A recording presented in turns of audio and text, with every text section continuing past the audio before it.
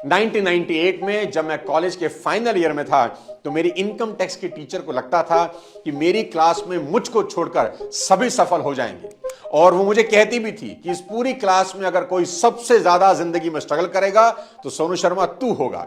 पिछले कई सालों से मैं उन्हें ढूंढ रहा हूं कि उनको बता सकूं कि मिसेस भाटिया, मैंने आपके ओपिनियन को अपनी रियलिटी नहीं बनने दिया।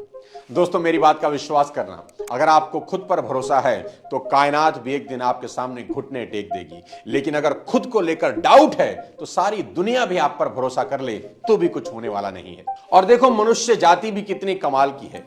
पेड़ पर धागा बांधकर विश्वास कर लेती है कि कुछ अच्छा हो जाएगा, सूरज पर विश्वास है कि जल दिया है तो काम बनेंगे, चांद पर विश्वास है कि व्रत रखा है तो उम्र लंबी होगी। 40 करोड़ लोग कुंभ पहुंच गए स्नान करने इस विश्वास के साथ कि अगर डुबकी लगा ली तो सीधा मोक्ष की प्राप्ति होगी। कितनी हैरान करने वाली बात है ना कि आपको सितारों पर, ग्रहों पर, उंगली में पहनी अंगूठी पर, काले लाल पीले धागों पर विश्वास हो जाता है, पर ईश्वर की सबसे नायाब रचना आप खुद हैं, आपको खुद पर विश्वास नहीं होता। आपको लगता है कि जो चीज आपका भविष्य बना सकती है वो कहीं बाहर है, पर मेरी बात ध्यान से सुनिए, जो चीज आपका भविष्य बना सकती है वो कहीं बाहर नहीं है, आपके भीतर ही है, और वो है आपका खुद पर विश्वास। महाभारत का युद्ध शुरू होने को है और कुरुक्षेत्र में अर्जुन भगवान श्री कृष्ण से प्रश्न पूछ रहे हैं कि हे केशव, ऐसा कौन है जो जीवन में हार जाता है? ऐसा कौन है जिसे सिद्धियां नहीं मिलती? ऐसा कौन है जो कामयाब तो हो सकता है पर आखिरकार नाकामयाब हो जाता है? ऐसा कौन है जिसे जीवन में सुख नहीं मिलता? तो भगवान श्री कृष्ण अर्जुन को एक ही उत्तर देते हैं कि संशयी आत्मा विनश्यति, यानी संशय में जो आत्मा है उसका विनाश निश्चित है। यानी जो इंसान डाउट में जीता है वो जीवन की जंग हार जाता है। संशय यानी कि डाउट। दोस्तों, इस शब्द ने बड़े बड़ों की लुटिया डुबोई है। और दूसरी तरफ जो इंसान कॉन्फिडेंट है, चाहे उसके पास कोई रिसोर्सेज हो या ना हो, चाहे उसे आगे का रास्ता दिखाई दे रहा हो या ना दे रहा हो, वो एक दिन दुनिया की हर जंग जीत ही जाता है।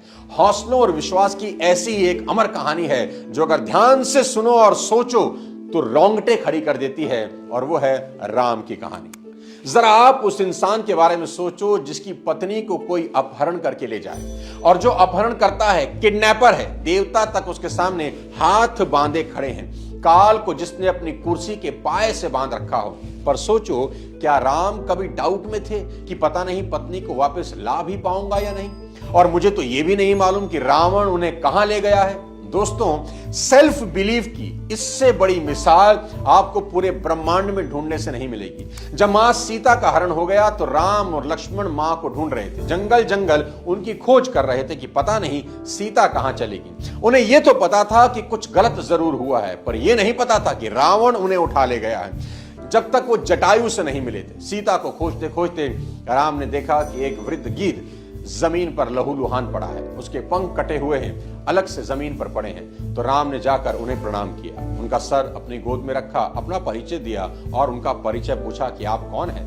और आपकी ऐसी हालत कैसे हो गई। तब पहली दफा जटायु से उन्हें पता चला कि सीता को रावण उठा ले गया है। जटायु ने पूरी कहानी सुनाई और कहा, राम, मैंने रावण को रोकने की और बेटी सीता को बचाने की बहुत कोशिश की, पर रावण ने अपनी तलवार चंद्रहास से मेरे पर काट दिए। राम की आंखों में आंसू थे। जटायु का जीवन अब बस कुछ पल शेष रह गया। जीवन के अंतिम बेला में जटायु राम से एक सवाल पूछते हैं कि हे राम, तुम्हारी गोद में प्राण त्याग रहा हूं, निश्चित ही स्वर्ग को जाऊंगा, और स्वर्ग में तुम्हारे पिता दशरथ से जब भेंट होगी तो मुझसे पूछेंगे कि तुम्हारा और रावण का क्या बैर था, उसने तुम्हें क्यों मारा। तो क्या मैं ये बात बता दूं कि वो आपकी पुत्रवधू सीता का हरण करके ले जा रहा था, मैंने रोकने की कोशिश की और उसने मेरी हत्या कर दी। दोस्तों, राम का जवाब सुनिए। राम बोले, नहीं महात्मन, आप स्वर्ग जाकर पिताजी से यह बात मत कहना कि उनकी पुत्रवधू का हरण हो गया है, उन्हें बहुत दुख होगा। वे स्वर्ग जाकर भी मेरे वनवास और माता कैकेयी की कुटिलता पर बहुत दुखी हैं, और यदि वे सीता हरण जान गए तो अनर्थ हो जाएगा। और सीता हरण की बात सुनकर स्वर्ग के वैभव को त्याग कर वो यहां आ जाएंगे तो मैं उन्हें क्या मुंह दिखाऊंगा कि राम के रहते उनकी पुत्र वधू का हरण हो गया। बात करते करते राम अब कुछ कठोर हो गए और जटायु से बोले, सीता हरण तात जनी कहू पिता सन जाई, जो मैं राम तो कुल सहित कही दसानन आई। ये पक्षीराज, आप मुझे राम कहते हैं ना? जटायु ने कहा, मैं क्या, सर्वविदित है कि आप राम हैं। तो इस राम की प्रतिज्ञा सुन लीजिए यदि मैं राम हूं तो यह सारा समाचार मरने के बाद रावण खुद मेरे पिताजी से कहेगा, मैं जा रहा हूं दक्षिण दिशा की तरफ, और अगर मैं राम हूं तो उस रावण को उसके कुल समेत मारूंगा। जब मेरे हाथ से मरेगा तो निश्चित ही स्वर्ग जाएगा। तो मेरे पिता उससे पूछेंगे कि रावण, तूने ऐसा क्या अपराध किया था कि राम ने तुम्हारा कुल नाश कर दिया? तो वो अपने मुंह से अपनी करतूत कहेगा, तभी मैं पिताजी को मुंह दिखाने योग्य हो जाऊंगा। गिदराज, आप मत कहिएगा। दोस्तों, यहां कितनी कमाल की बात सीखने की है, जानते हैं क्या? मैं बताता हूं।